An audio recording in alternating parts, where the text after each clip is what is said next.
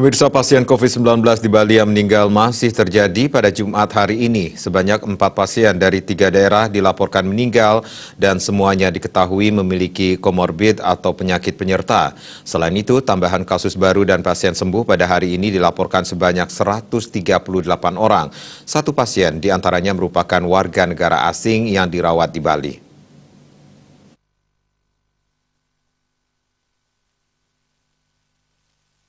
Tiga daerah asal pasien meninggal hari ini, 2 diantaranya berasal dari Gianyar, serta masing-masing 1 pasien dari Denpasar dan Tabanan.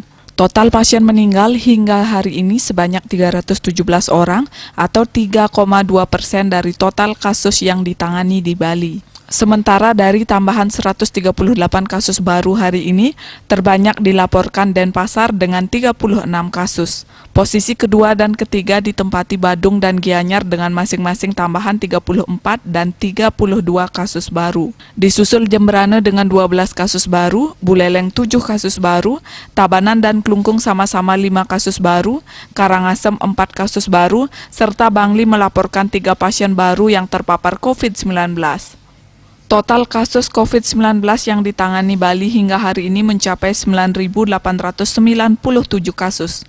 Jumlah pasien sembuh pada hari ini juga dilaporkan sebanyak 138 orang. Badung melaporkan 65 pasien sembuh, sekaligus menjadi kabupaten terbanyak yang melaporkan pasien sembuh pada hari ini. Disusul Denpasar dengan 34 pasien sembuh, Gianyar 13 pasien sembuh, Bangli 8 pasien sembuh, Tabanan dan Karangasem sama-sama melaporkan 6 pasien sembuh, Jemberana 3 pasien sembuh, Klungkung 2 pasien sembuh, serta warga negara asing 1 pasien sembuh. Total pasien sembuh saat ini mencapai 8.455 orang atau 85,43%. Sedangkan kasus aktif yang masih ditangani saat ini sebanyak 1.125 pasien atau 11,37%. Mereka dirawat di sejumlah rumah sakit serta dikarantina di beberapa lokasi di Bali. Untuk mencegah penyebaran COVID-19, ingat pesan ibu dengan selalu terapkan 3M, yakni wajib memakai masker, wajib mencuci tangan, dan wajib menjaga jarak. Dengan penerapan perilaku 3M, Indonesia segera terbebas virus corona menuju Bali bangkit, Bali era baru, Indonesia maju. Wartawan Bali Pos melaporkan.